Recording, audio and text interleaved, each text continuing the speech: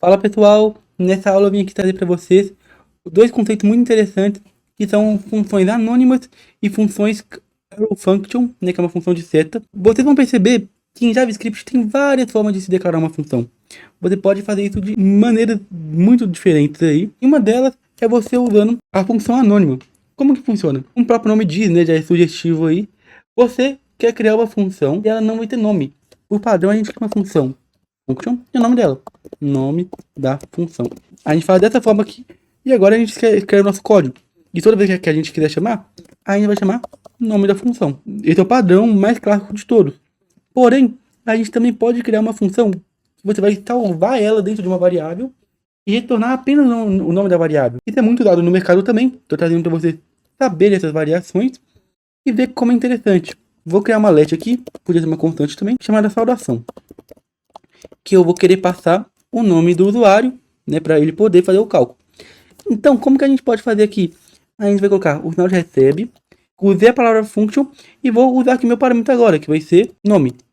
Olha que interessante. A gente abriu aqui e está funcionando. Estão vendo que não tem um nome a função? É uma function, que tem um parâmetro, que isso é normal, porém não tem no meio aqui o nome dela. Então, se a gente colocar um return aqui, ó, hello e o nome da pessoa, isso aqui vai funcionar. Eu posso colocar dentro do console a chamada da variável, que é a saudação. Lembrando que a gente precisa passar um parâmetro para ela, né? Porque nesse caso está vindo, que é o nome. E se a gente voltar aqui, hello Arthur. Vou trocar o nome aqui por Eduarda. Também vai funcionar, hello Eduarda. Então, a gente está criando uma função anônima. Ela não tem nome. E ela está sendo salva dentro de uma variável. E também, que é um conceito muito mais usado, pelo menos por mim aí, facilita muito a vida, que são as arrow function. Como que uma arrow function funciona? Você precisa passar um parâmetro, então vai ter um parêntese assim, né, pode ser parâmetro ou não, uma seta, que é igual e um sinal de maior, e aqui dentro a gente vai ter as chaves, que vai ser o corpo da função. Então, baseando nessa estrutura aqui, a gente consegue criar uma função muito mais simplificada. O intuito desse tipo de função é de fato simplificar e fazer mais fácil. Vamos criar aqui um exemplo de uma divisão. A gente vai criar uma let chamado divisão. Aí a gente vai colocar o sinal de igual, ou seja, está recebendo para dentro da variável. Aí agora começa a arrow function. Primeiro a gente vai ter os parâmetros, número 1 e o número 2. Vamos ter a seta e as chaves.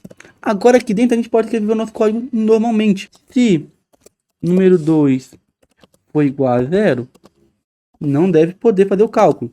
Então a gente vai colocar um return, né? Pode tanto colocar um console.log quanto um return. Então vou retornar aqui, não é possível fazer a divisão. Mas se o número 2 não for 0, né? Ou seja, a gente pode sim dividir. Aqui embaixo a gente vai apenas retornar o número 1 dividido pelo número 2.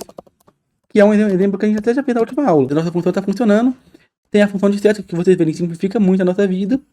E quando a gente chamar, vai funcionar normal. Vou parar de usar um pouco o console.log, vou colocar um alert para a gente poder botar essa divisão. Então, vou colocar mais organizado aqui. Então, resultado da divisão.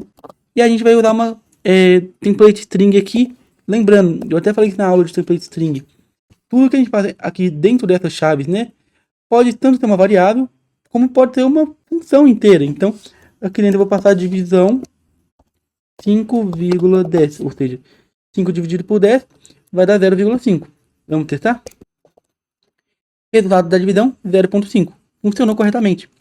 Então, é muito interessante vocês perceberem que a gente pode tanto criar uma função simplificada com essa seta, né, a partir dessa parte aqui, que vai ter o corpo e também os parâmetros, né, como a gente também pode criar uma função anônima, que eu já mostrei para vocês, que você chama function e passa lá dentro os dados.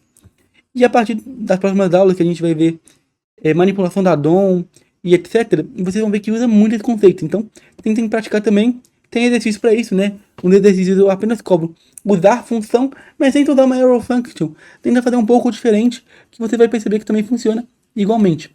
E com essa aula a gente finaliza o conceito aqui de funções. E agora, nosso módulo de lógica de programação foi finalizado.